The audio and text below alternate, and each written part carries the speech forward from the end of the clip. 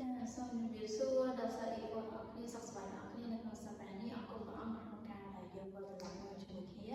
ហើយសម្រាប់ថ្ងៃនេះដែរអ្នកគ្រូមានមេរៀននៅក្នុងមេរៀនរបស់យើងគឺនិយាយអំពី interaction ដែល interaction ហ្នឹងគឺនិយាយអំពី viewing instructions សម្រាប់ viewing instruction ហ្នឹងគឺនៅពេលដែលអ្នកនរគ្នាចង់ឲ្យជាការណែនាំមួយទៅកាន់គេអ្នកទាំងអស់ជាភាសាអង់គ្លេសមុនពេលដែលចាប់ដើមប្រាប់គេយើងមានពាក្យដែលយើងនិយាយនៅក្នុងការដែលចាប់ដើមហើយវាងាយស្រួលនៅពេលដែលយើងនិយាយប្រាប់ទៅកាន់គេអញ្ចឹងដូចយ៉ាងអ្នកទាំងអស់គ្នាបានឃើញអញ្ចឹងគឺយើងមាន3កន្លងដែលអ្នកទាំងអស់គ្នាត្រូវតែដឹងដោយកន្លងទី1នេះគឺនិយាយអំពី beginning instruction បានថានៅពេលដែលយើងចាប់ដើមនិយាយដំបូងពយល់ទៅកាន់គេអញ្ចឹងណែនាំអីទៅកាន់គេគឺយើងប្រើត្រេទាំង3នេះចាចឹងយើងមាន first យើងមាន to start ឬក៏ the first thing you do is ចាទី2នៅពេលដែលអ្នកនិយាយអំពី first រួចរាល់ហើយគេឆ្លើយតបទៅកាន់យើងវិញហើយយើងអាចចូលទៅកាន់ continuing instruction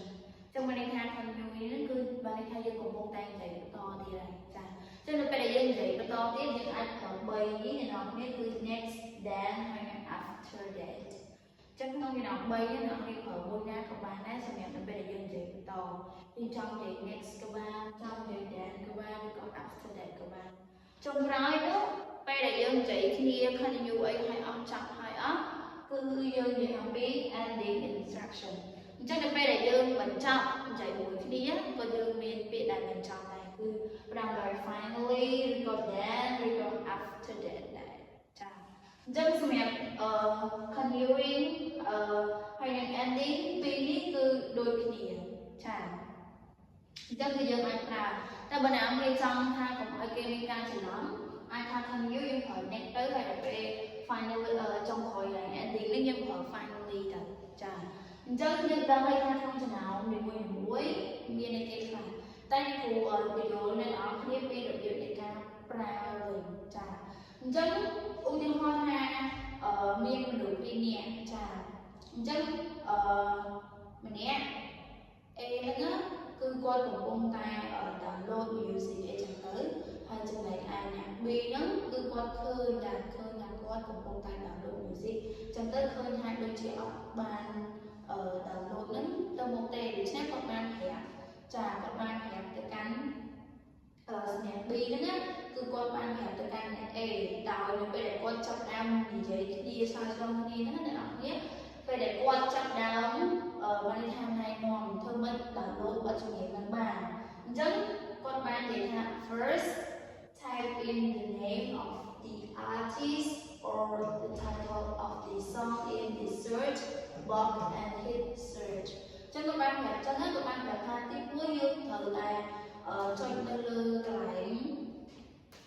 type គេហ្នឹងហើយយើងអាចវាយឈ្មោះកន្លែងពាក្យ search ហ្នឹងអ្នកគ្នាព្រោះនៅលើ laptop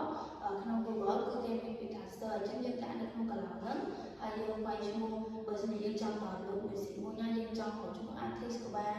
រកឈ្មោះតារាចម្រៀងណាដែលយើងចូលចិត្តឬក៏យើងដាក់ចំណងជើងនៃបទចម្រៀងមួយហ្នឹងក៏បានដែរពេលដែលយើងចុចពិសេសទៅ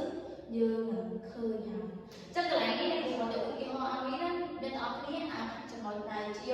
ពណ៌ខៀវនេះគឺជាអីដែលខ្ញុំចុចចុចចែកអញ្ចឹងឧទាហរណ៍ថា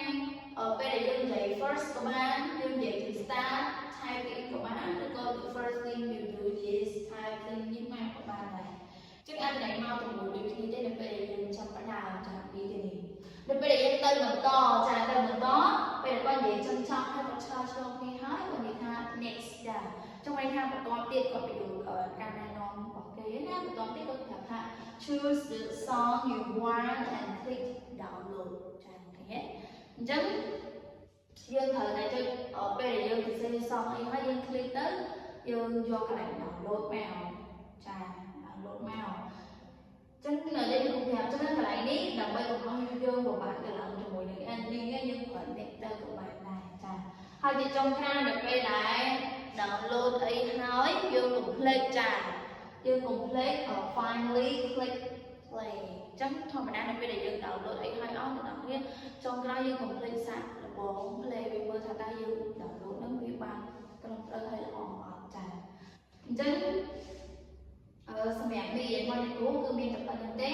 ហើយអ្នកគ្រូសង្ឃឹមថាអ្នកនរគ្នាអាចប្រើការបានទៅជាមួយនឹង giving instruction ការដែលយើងឲ្យការណែនាំទៅកាន់អ្នកណាគេម្នាក់ណាអញ្ចឹងអរគុណច្រើនសម្រាប់ការតាមដានវីដេអូយើងនឹងជួបគ្នានៅវីដេអូក្រោយទៀតចា៎